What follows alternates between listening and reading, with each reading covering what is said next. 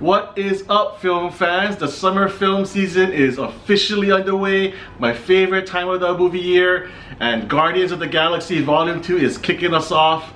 Now, before I get into my review, I will be very busy this summer watching movies pretty much every week. So I'm going to try my best to post a review on my channel, MC on Film, every week as well. So make sure you click on that ugly mug down there and hit subscribe, because you don't want to miss any of my reviews coming up for this summer, alright? So back to Guardians of the Galaxy Volume 2. Now, the original Guardians film about 2 or 3 years ago, it was my favorite Marvel film to that time. I just loved the characters, loved the story, loved the action. It was just a really well made all around film. So before going into number 2, I decided to give the original Guardians another watch just to kind of refresh my memory. And surprisingly, I was very disappointed this time around. For just some reason, the story just didn't hold up for me. I found myself a little bored, and after I finished watching it for the second time, I'm like, why was it that I fell so much in love with this movie the first time? I was kind of perplexed. So going into number 2, I'm like, well, am I gonna like it as much? I'm not so sure now. But you know what? Let's go in with an open mind. But all my fears, you know what? Out the window, because Guardians of the Galaxy Volume 2 is a damn good time. So the first movie was all about the gang coming together and basically becoming a family.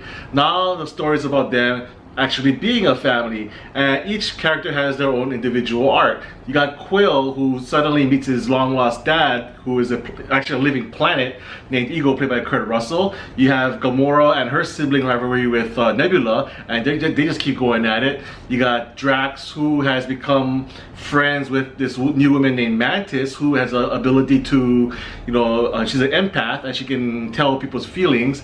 And then you got Rocket Raccoon, and he's going off with the adventure with Yondu, who thankfully has a bigger role this time around, and I'll get into that in a little bit. And of course you got Baby Little Groot, who is like the cutest thing ever. Every time he's on screen, I'm like, oh, Baby Groot is so cute. Yep, he is that cute. So the one concern I had from seeing the trailers was that I felt that it was a risk to put these characters apart and into their individual storylines, because what part of the magic was in the first film was having them interact as a group and their group dynamic. So pulling them apart, I just was kind of suspicious of how that would actually work in this film, how effective that would be.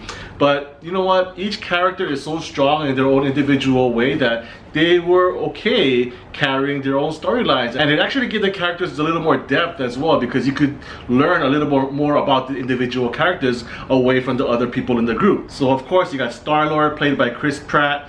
He's just a super mega star. He's so funny, he's charming, he's got the goods. I mean, he is the man. Zoe Saldana brings it again as Gamora. Her sister Nebula, played by Karen Gillan, I mean, I thought she was a little intense. I mean, she kind of was at one note, but I did appreciate her dynamic with Gamora. So overall, that storyline did work for me. And Drax is probably the weakest of the group as far as depth. I mean, he's a very simple man. His character is very simple. He takes things very literally. But I like the dynamic that he had with Mantis, who's also very naive and innocent. So to see them interact together was also a pleasure to watch, and it really worked. And it made me able to appreciate the character of Drax a little more, and it gave him a lot more to do and a lot more to say. Granted, he was again one-dimensional too, but it was okay because it worked. He was basically the comic relief of the film, amongst other characters as well. Then you have Rocket Raccoon, who actually doesn't like to be called a raccoon, so just Rocket. So Rocket is off on his adventure with Groot, Baby Groot, and Yondu. Now Yondu was one of the characters from the first film that I really liked, and I'm really glad that he has a much larger presence in Volume 2. Michael Rooker is always great. I loved him ever since like 20-something years ago when he first came out. Cliffhanger, Mallrats, those kind of movies, and I'm really glad to see him still working, and he really brings it as Yondu. And there's a lot more revealed about Yondu and his relationship with Star-Lord that actually makes the story really come together. And that's one thing that I really appreciated about the film in general.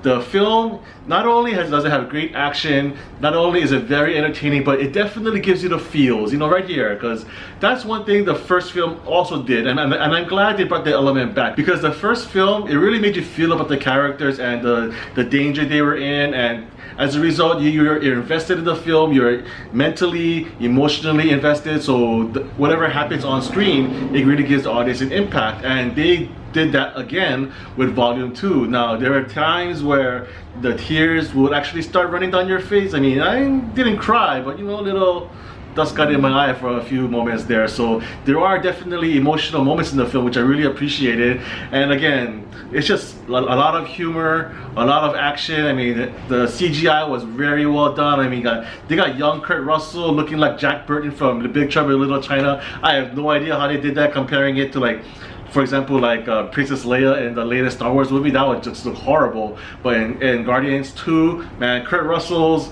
in his 20s, it looked absolutely real, and I was pretty blown away by that. So basically, Guardians 2 is all that you want from a typical Marvel movie. It does not disappoint in those aspects. It's got great action, the humor is very well done and very well placed and well timed. The characters are written so that you care about every single one of them. There wasn't a single character where I was like, I don't need to see so much of that person. I actually enjoyed every single character's time on screen, so that was really great. And then of course the emotional feels of the movie as well, that's also there too. So overall, the film just brings it. It's a great summer film. It's another great addition to the Marvel canon, and I'm gonna give Guardians of the Galaxy Volume 2 a 9 out of 10.